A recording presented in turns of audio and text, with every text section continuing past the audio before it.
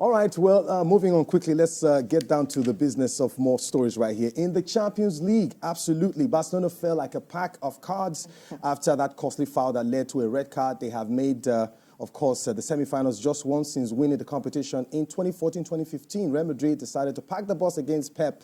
Thomas Tuchel, who's got nothing to lose, gave Arsenal a heartbreak. Dortmund shocked Atletico to qualify.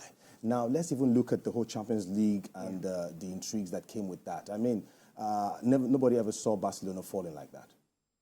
I don't know about falling like that. From the first leg results. Yeah, well, yeah. To pull off something well, yeah. Yes. I think from the first leg, they surprised a lot of people that they held their own against PSG. PSG were a bit naive in the first leg. You saw that from Enrique. They did more of bypassing the midfield, just using the midfield and, of course, the pace of Rafinha. And that was why Rafinha was able to score 3 goals over both legs. But other than that, at the Camp Nou, I think they just fell apart because they couldn't defend well. Yes, you want to use the excuse of they were down to 10 men, but even Ilkay Gundogan said the same thing. You can't make such fouls, you know, 1. And 2, you cannot use that excuse for the whole 90 minutes and not defend well. There was some schoolboy defending. You saw that from João Cancelo giving away that very weak penalty. Dembele was nowhere near the goal. You shouldn't have just allowed him just probably gain possession and move on from there. Shield him and, know what to do. And with what TVC just said, do you think Xavi should be given time? He's leaving. I don't think he's going to reverse his decision. All right. I also don't think that the club can convince him to come back. He's done his best. Mentally, I don't think he's in the right place to continue with Barca. All right, Bayer Leverkusen cruised past West Ham with a 1-0 draw, safe enough to get them through on aggregate against West Ham. Meanwhile, in the game between Liverpool and Atalanta, the Italian side produced a solid performance to stifle Liverpool's comeback. Atlanta took a 3-0 advantage from the first leg. Klopp's hopes dashed yet again. Meanwhile, Sami Chukwueze and his AC Milan were ousted from the Europa League after a 2-1 loss at Roma. In the Conference League, Aston Villa went through as Emi Martinez returns to haunt French side Lille after his debacle at the World Cup. He was booed for the entire 120 minutes. And he had the last laugh. Well, it appears Aston Villa is the only English team right now that is quite ahead, and you have good evening right there, the center of everything. Yes. And of course, they are doing something well. They were almost until that late goal, I think around the 89th minute or so, from Matikash to take the game to 120 minutes, and of course on penalties. So far so good. They are managing the squad well. They're in top 4 already in the Premier League. They're in the semi-finals of the Conference League. Who says they cannot win it? Let's just see how Unai Emery continues to manage this squad.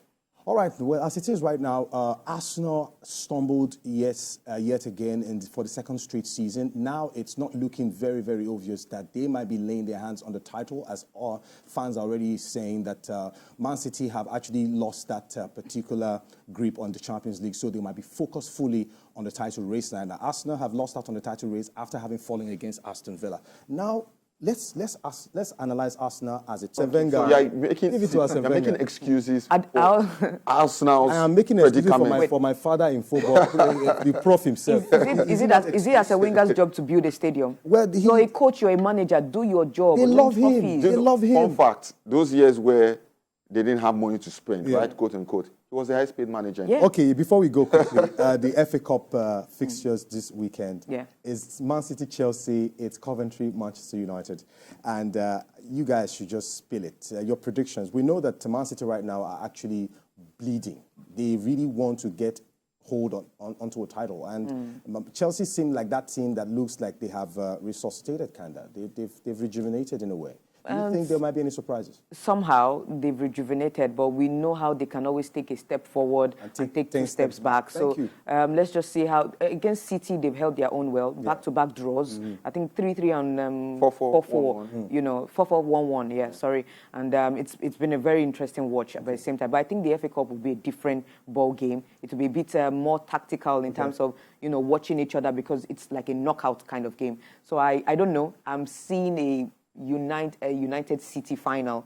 I think City would probably want to transfer unnecessary aggression. Do you agree to a United City final? So if we go by City's antecedents this season against the top sides, they struggled. Yeah. And going by that, I think Chelsea will make it a difficult one for them. Emotionally, you don't know the state City are in. You might say, they might transfer that aggression on Chelsea. Or maybe they might go because they actually played well in the Champions League. Morale is down. Yeah. So played well. Chelsea have to capitalize. I think Chelsea have nothing to lose. Okay. The pressure is on City.